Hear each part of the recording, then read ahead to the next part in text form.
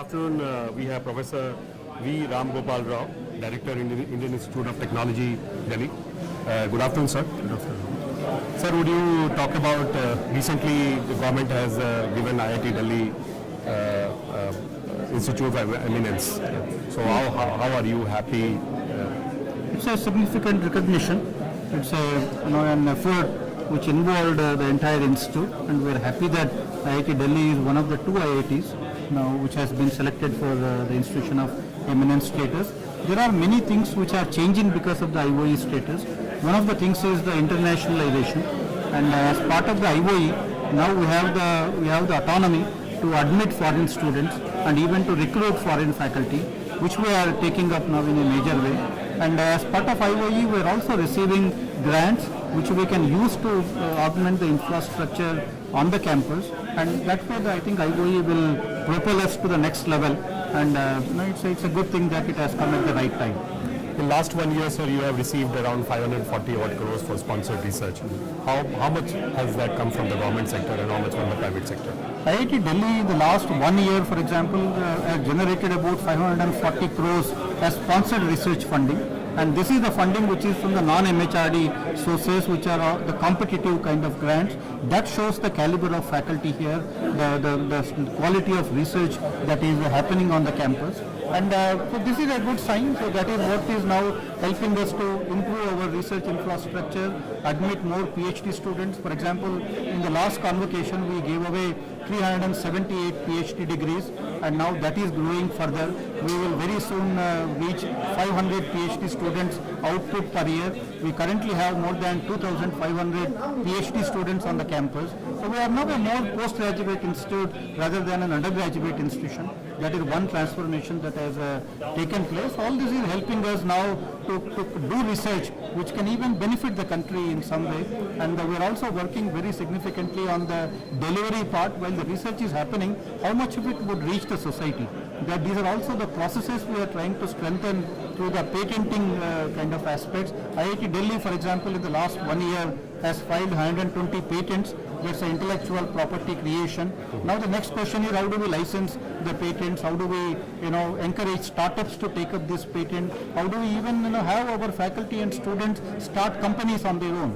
There are at least 100 startups that we can think of on this campus, and so with these IP that we are creating, with the research that is happening, I think we will be impacting the society in very direct ways in the very near future. The government has given you fund also for 5G test bed. What's the update on that front, sir? So the 5G test bed at IIT Delhi is created by Ericsson. We actually call it the Ericsson Center of Excellence for 5G technologies, which is one thing that has taken place now. And Government of India has also started a major initiative on 5G. The idea is to capture some of the international market by developing technologies and services for the 5G sector. India did not play any role in the 4G and 3G as far as commercialization aspect. We have been users of this technology, but we have not contributed significantly to these technologies. In 5G, the situation is going to be different. There are comprehensive plans made by Government of India. IIT Delhi is playing also a very important role in that. Our 5G test bed, which has been set up by Ericsson, now is one of the unique setups in the country, and we are making it available to all the 5G researchers in the country. And so a lot of exciting things are happening on 5G with the help of Jio, Ericsson and Bharti. We have recently demonstrated multiple test cases involving the 5G test bed. Autonomous vehicle is one of them, and the 4G Industry 4.2 is another thing. So there are a lot of exciting things happening in the 5G space right now. Are you also working on, sir, some agriculture technologies on the basis of 5G use cases that we can see in future? There is, in fact, we have signed an MOU with the Indian Council for Agricultural Research. We are actually starting many new initiatives with the ICAR, with the agricultural institutes, and bringing IIT Delhi faculty with agricultural university faculty members, and then starting new research activities with engineers and agricultural scientists working together. So we have recently had a major meeting between ICAR scientists and IIT Delhi scientists. I think that connecting people is what is very important. Connecting institutions is becoming very important. IIT Delhi has signed a major MOU with All India Institute of Medical Sciences now. So medical doctors working with engineers is also now happening on a much higher scale. And engineers working with agricultural scientists is also happening on a very large scale. I think these are all the initiatives which you will start to see, bear fruit in the next few years down the line. On the startup part, you talked about 120 startups are there presently active in IIT Delhi. So how do you plan to increase that number, and in terms of quality, what is it that you are seeing from these startups? On this IIT Delhi campus, you currently have about 100 startups, and 26 of them are physically located on the campus. They are using the IIT Delhi resources to do their research. And one of the startups which has made a lot of waves recently is the nasal filters. That's an entirely IIT Delhi developed technology which is now getting scaled up in a major way. There are many such startups now which are making a name for themselves, and even alumni are beginning to support many of these initiatives now. I think it is a one good thing that is happening. I always say that the IIT graduates need to become job providers rather than remain as job seekers. I think that transformation is now happening on the campus. We are also starting a minor degree program for entrepreneurship to encourage our students and faculty to start new initiatives and to start companies.